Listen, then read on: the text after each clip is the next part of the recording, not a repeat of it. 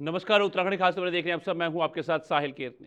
विश्व अल्पसंख्यक अधिकार दिवस के अवसर पर उत्तराखंड के मुख्यमंत्री पुष्कर सिंह धामी ने अल्पसंख्यक समुदाय के अधिकारों, शिक्षा और आत्मनिर्भरता को लेकर सरकार की प्रतिबद्धता दोहराई। उन्होंने कहा कि प्रधानमंत्री नरेंद्र मोदी के नेतृत्व में अल्पसंख्यकों के उत्थान हेतु शिक्षा, रोजगार और स्वरोजगार से जुड़ी कई प्रभावी योजनाएं संचालित की जा रही हैं। मुख्यमंत्री ने बताया कि राज्य में अल्पसंख्यक शिक्षा से जुड़ा नया कानून लागू कर समान अवसर सुनिश्चित किए गए हैं। वहीं वक्फ बोर्ड अध्यक्ष आदाब शम्स ने भारत में अल्पसंख्यकों के अधिकारों की सुरक्षा को सराहनीय बताया।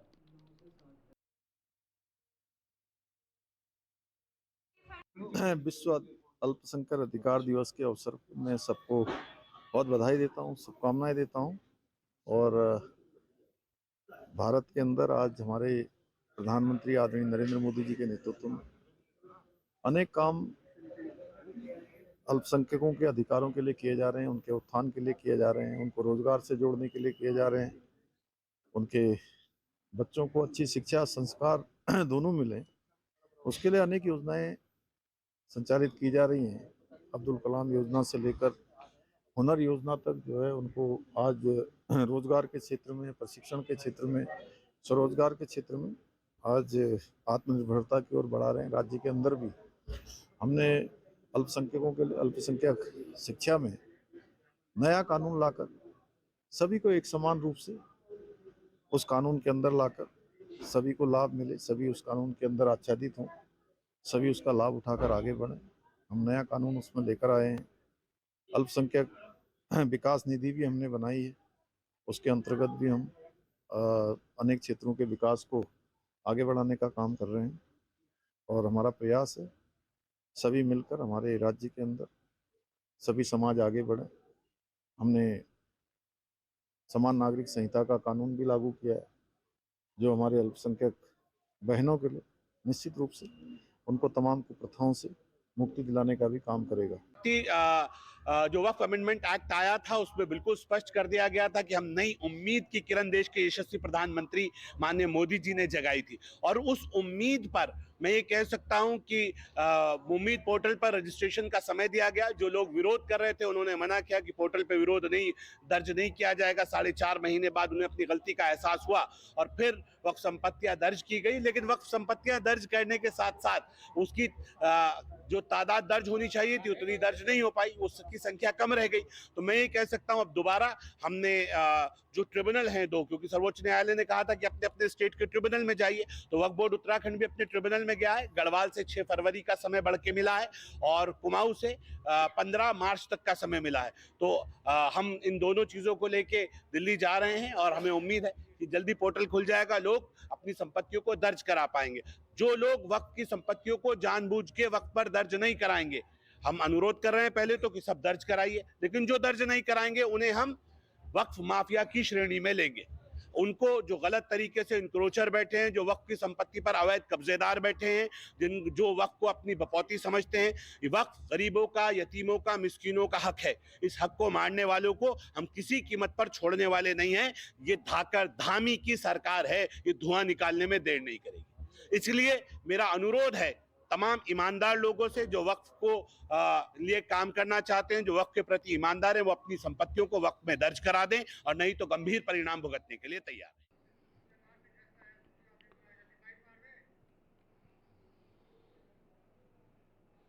उत्तराखंड में 18 दिसंबर को अल्पसंख्यक आयोग दिवस मनाया गया। सितारगंज कोतवाली में आयोजित कार्यक्रम में एसपी सिटी उत्तम नेगी और कोतवाल सुंदरम शर्मा ने अल्पसंख्यक समाज के प्रतिनिधियों और जनप्रतिनिधियों के साथ बैठक कर उनकी समस्याएं सुनी। कई शिकायतों का मौके पर निराकरण किया गया, जबकि शेष मामलों के समाधान का भरोसा भी दिया गया। एसपी ने कहा कि पूरे प्रदेश के थानों में आज अल्पसंख्यक आयोग दिवस पर जागरूकता कार्यक्रम आयोजित किए जा रहे हैं। इसका उद्देश्य अल्पसंख्यकों को उनके समान अधिकार और सम्मान से अवगत कराना है।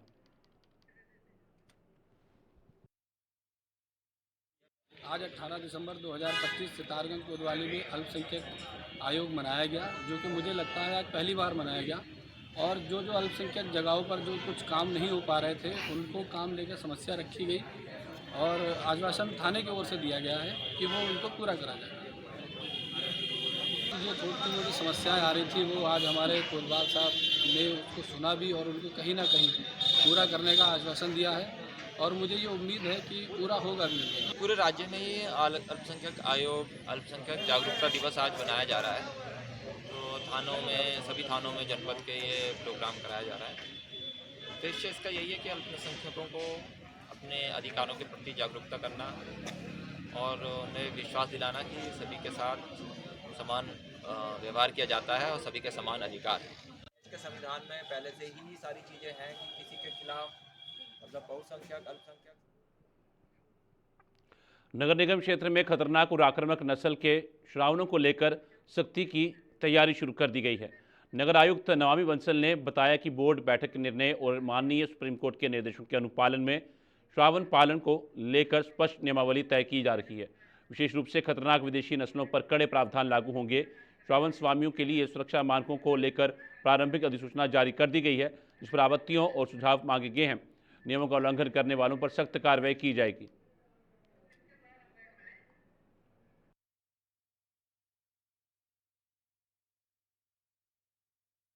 जो बोर्ड बैठक में भी निर्णय हुआ था और माननीय सुप्रीम कोर्ट के द्वारा भी निर्देश दिए गए हैं कि जितने भी म्युनिसिपल बॉडीज में के एरियाज में जितने भी ऐसे आक्रामक जो पशु हैं, श्वान पशु हैं, उनके संबंध में नियमावली तय हो और नियमावली में फेरोशियस ब्रीड्स को लेकर के विशेष प्रावधान हो। जितने भी ऐसे पशु स्वामी हैं जिनके द्वारा श्वान पशुओं को डोमेस्टिकेट किया जाता है, पाला जाता है, उनके द्वारा जो समस्त सावधानियां बरती जानी है उनके विषय में विस्तृत नियमावली नोटिफाई की गई है। प्रिलिमिनरी नोटिफिकेशन है ये, इसमें जो भी ऑब्जेक्शंस और सजेशंस होंगे उनके लिए समय दिया गया है और प्रयास ये किया गया है कि प्रॉपर जितने भी सावधानियां बरती जानी है, जो ड्यूली सेफ्टी नॉर्म्स फॉलो किए जाने हैं, उन सभी के उल्लंघन के केस में सख्त से सख्त इसमें कार्रवाई का प्रावधान हो। काशीपुर नगर निगम में महापौर दीपक बाली ने पत्रकार वार्ता के दौरान शहर को अतिक्रमण मुक्त और व्यवस्थित बनाने की दिशा में बड़ी पहल की जानकारी दी। उन्होंने बताया कि नगर निगम सीमा क्षेत्र में ठेले फड़ लगाकर व्यवसाय करने वाले व्यापारियों और आम जनता को राहत देने के लिए 10 स्थानों पर वेंडिंग जोन बनाए जाएं। प्रथम चरण में 17 दिसंबर 2025 को विभागीय अधिकारियों और आर्किटेक्ट के साथ 5 स्थान चिन्हित किए गए हैं। इन अत्याधुनिक वेंडिंग जोनों से रोजगार के स्थायी अवसर मिलेंगे और जनता को स्ट्रीट फूड, फल व सब्जियों के लिए निश्चित स्थान उपलब्ध होगा।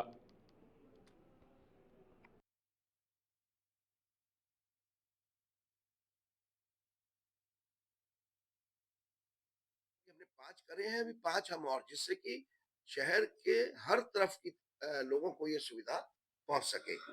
इसके लिए माननीय मुख्यमंत्री जी की वेंडिंग जोन बनाए जाने की पॉलिसी मैं धन्यवाद करना चाहूंगा अपने माननीय मुख्यमंत्री श्री पुष्कर सिंह धामी जी का, कि वो वेंडिंग जोन को लेकर बहुत ज्यादा इसमें कहना चाहिए कि उत्साहित भी है और चाहते भी हैं कि हर शहर में इनको बनाया जाए। तो इस पॉलिसी को काशीपुर के उत्थान एवं विकास में ये मील का पत्थर साबित होगी, ऐसा मुझे पूर्ण विश्वास है। नगर निगम द्वारा चिन्हित किए गए स्थानों पर निम्नवत व्यापारिक गतिविधियां संचालित की जाएंगी। इन वर्णित 5 स्थानों पर वेंडिंग जोन की स्थापना के पश्चात अन्य 5 स्थानों पर भी वेंडिंग जोन बनाए जाने की कार्रवाई के लिए स्थान चयन की प्रक्रिया हेतु सहायक नगर आयुक्त, अवर अभियंता, कर एवं जल राजस्व अधीक्षक, लेखपाल एवं निगम की आर्किटेक्ट की समिति को निर्देश जारी कर दिए गए हैं। अब मैं इन 5 स्थानों के बारे में भी आपको बता देता हूँ।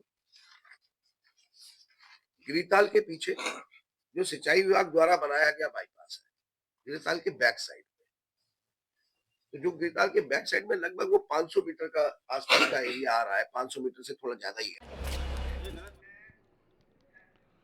उत्तराखंड में सरकारी जमीनों को अतिक्रमण मुक्त कराने को लेकर धामी सरकार का अभियान लगातार जारी है। इस अभियान को लेकर उठ रहे सवालों के बीच भाजपा प्रदेश प्रवक्ता मथुरा दत्त जोशी ने सरकार का पक्ष स्पष्ट किया है। उन्होंने कहा कि अतिक्रमण हटाने की कार्रवाई पूरी तरह उच्च न्यायालय के निर्देशों के अनुसार की जा रही है। किसी भी निर्दोष व्यक्ति को परेशान नहीं किया जाएगा। जिनके पास वैध कब्जा और कानूनी दस्तावेज हैं उनके खिलाफ कोई कार्रवाई नहीं होगी, लेकिन अवैध रूप से सरकारी जमीन पर कब्जा करने वालों पर सरकार सख्ती से कार्रवाई करेगी।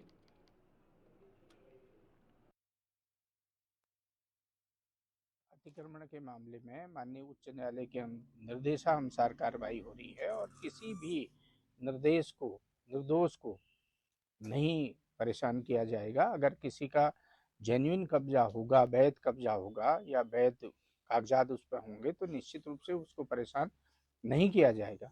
हाँ, किसी ने अगर अवैध कब्जा कर रखा होगा तो निश्चित रूप से सरकार कार्रवाई करेगी और ये सरकार की जिम्मेदारी भी बनती है कि माननीय न्यायालय के आदेश का पालन करना ये सरकार की पहली प्राथमिकता है। और जहाँ-जहाँ भी कार्रवाई हुई है ये माननीय उच्च न्यायालय के निर्देश पर हुई है और ये मैं निश्चित रूप से आपके माध्यम से आश्वस्त करना चाहता हूँ कि किसी भी जेन्युइन व्यक्ति को के खिलाफ कोई कार्रवाई नहीं होगी। अगर उनका सही कब्जा होगा, सही उनकी जमीन के कागजात होंगे तो निश्चित रूप से उनको सरकार परेशान नहीं करेगी, उनको संरक्षण देगी। लेकिन अवैध रूप से कब्जे करने वालों को कतई नहीं बख्शा जाएगा। ये सरकार की नीति भी है और माननीय उच्च न्यायालय के निर्देश भी है।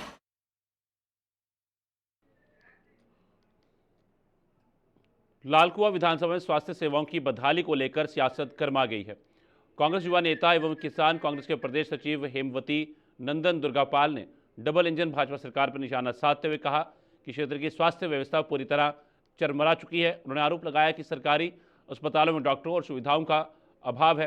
वहीं भाजपा के पूर्व विधायक नवीन चंद्र दुमका ने कांग्रेस के आरोपों को खारिज करते हुए धामी सरकार के कार्यकाल को स्वास्थ्य सेवाओं में ऐतिहासिक सुधार वाला बताया। दोनों दलों के दावों के बीच जनता अब बेहतर इलाज की राह देख रही है।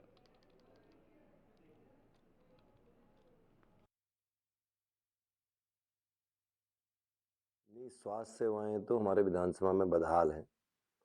हमारे घर में ये सामुदायिक स्वास्थ्य केंद्र है हल्दू चौड़ में, सबसे बड़ा अस्पताल है इस विधानसभा क्षेत्र का, 30 बेड का अस्पताल है।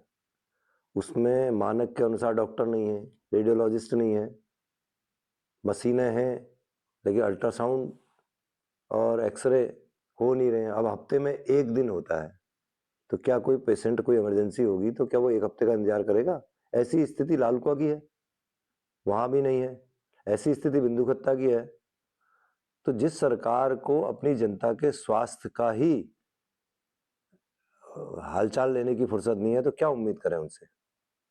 उनको जनता के स्वास्थ्य से कोई मतलब नहीं है। सरकार का अपना स्वास्थ्य ठीक रहे और अपने स्वास्थ्य ठीक करने के लिए उन्होंने 1100 करोड़ रुपए खर्च कर रखे हैं ब्रांडिंग में।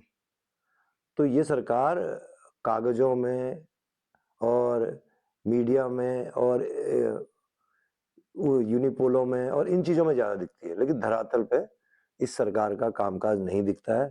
आम जनमानस परेशान है, उसको स्वास्थ्य की सुविधाएं नहीं मिल रही हैं और उनको न डॉक्टर मिल रहे हैं न रेडियोलॉजिस्ट मिल रहे हैं और जनता परेशान है क्योंकि सरकार की कान पे जू नहीं रह रही है।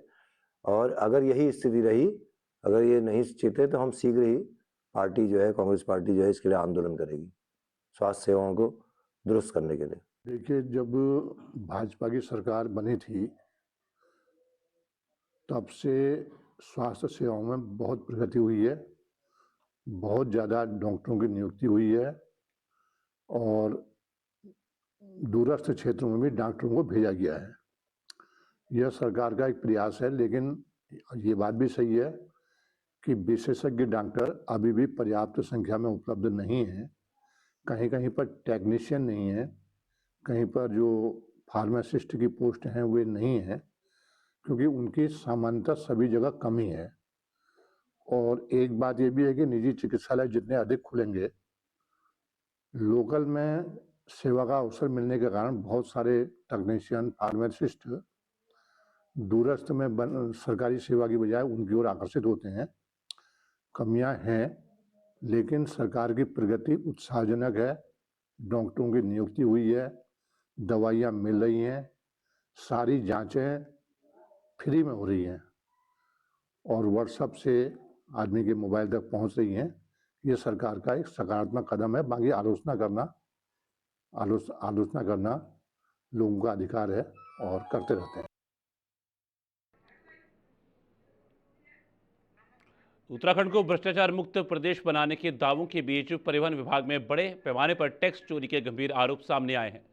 सिटी बस यूनियन के अध्यक्ष विजय वर्धन डंडोयाल ने केंद्रीय वित्त मंत्री को पत्र भेजकर आरोप लगाया कि परिवहन आयुक्त कार्यालय और संभागीय परिवहन अधिकारियों ने टाटा मैजिक जैसे 8 से 10 सीटर वाहनों को नगर बस की श्रेणी में दिखाकर टैक्स माफ कराया, जिससे राज्य सरकार को लाखों रुपए के राजस्व का नुकसान हुआ। मामले का संज्ञान लेते हुए केंद्रीय वित्त मंत्रालय ने जांच के लिए लोकायुक्त को पत्र भेजा है।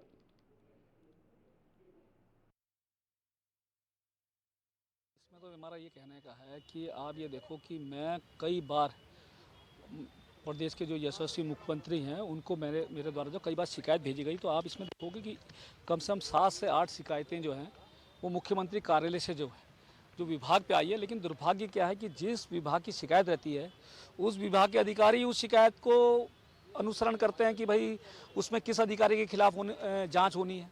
तो कैसे कोई अधिकारी अगर 1-2 पोस्ट अगर उस जिसकी शिकायत की उस अधिकारी से बढ़ा है तो अपने अधीनस्थ जो अधिकारी उसकी कैसे जांच कर लेगा।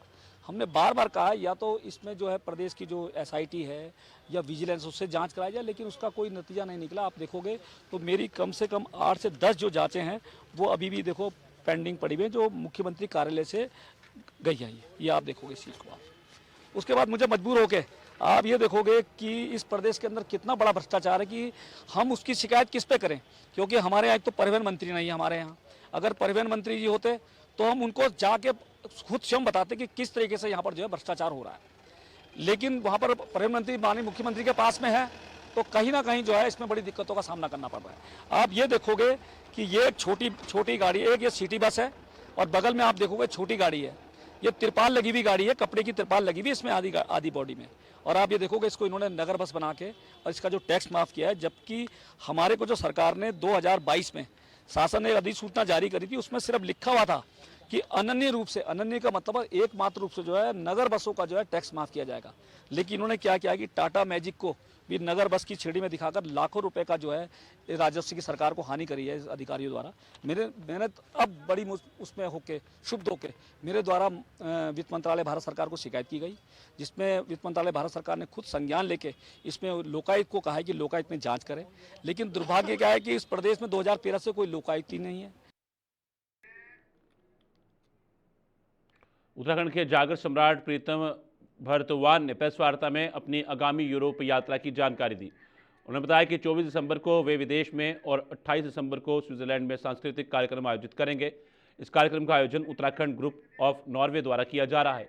प्रीतम भरतवान ने कहा कि ये यात्रा केवल मनोरंजन का दौरा नहीं है, बल्कि उत्तराखंड की समृद्ध लोक विरासत, जागर संगीत और बोली भाषा का प्रचार प्रसार करने तथा विदेशों में बसे उत्तराखंडी समुदाय को एकजुट करने का महत्वपूर्ण प्रयास है।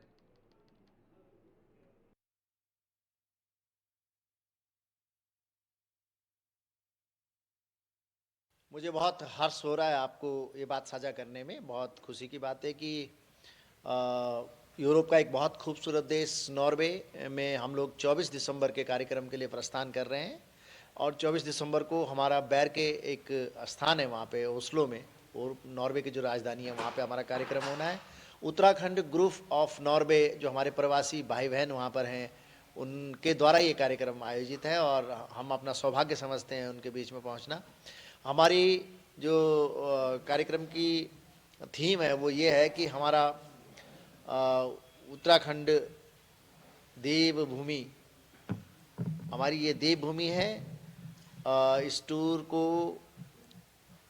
गीत जागर ढोल सागर अंतर्राष्ट्रीय सांस्कृतिक यात्रा, यानी कि इसको नाम दिया गया है गीत जागर ढोल सागर इंटरनेशनल यूरोपियन टूर। तो हम लोग यूरोप के टूर में जा रहे हैं और 24 तारीख हम वहाँ पर कार्यक्रम करेंगे। हर्ष की बात है। उसके पश्चात बहुत शानदार देश, बहुत खूबसूरत देश स्विट्ज़रलैंड में के ज्यूरिक के शहर में, ज्यूरिक में हम लोग 28 दिसंबर 2025 को कार्यक्रम करेंगे। इसी क्रम में हमारी लोक संस्कृति को वहाँ पर प्रस्तुत करने के लिए अपना ढोल सागर, अपना पहाड़ी वाद्य यंत्र जो हमारी मूल संस्कृति है, इस हेतु मैं नॉर्वे में उत्तराखंडी ग्रुप ऑफ नॉर्वे के प्रति धन्यवाद देना चाहता हूँ। उत्तराखंड एसोसिएशन ऑफ स्विट्ज़रलैंड के प्रति बहुत बहुत धन्यवाद देना चाहता हूँ। और उसके पश्चात हम जर्मनी में भी जाएंगे। मुझे बहुत लाल कुआं क्षेत्र में खुलेआम बिक रही अवैध शराब और नशे के बढ़ते कारोबार को लेकर सियासी और सामाजिक हलकों में नाराजगी तेज हो गई है। पूर्व विधायक नवीन दुमका ने आबकारी विभाग की कार्य प्रणाली पर तीखा हमला बोलते हुए उसे लचर और उदासीन बताया। उन्होंने कहा कि अवैध शराब के साथ साथ नशीले इंजेक्शन, स्मैक और ड्रग्स बिक्री से युवा पीढ़ी बर्बादी की ओर बढ़ रही है। दुमका ने चेतावनी दी कि जल्द ठोस कार्रवाई नहीं हुई तो वे इसे मुद्दे को मुख्यमंत्री तक ले जाएंगे। वहीं समाजसेवी पीयूष जोशी ने भी आंदोलन की चेतावनी दी है। देखिए, नशा केवल सरकार के बल पर नहीं रोका जा सकता। नशा एक सामाजिक चेतना, आंदोलन, जन भावनाओं को उजागर करके इसका प्रयास हो सकता है। लेकिन वर्तमान में नशे के 2-3 स्वरूप हैं।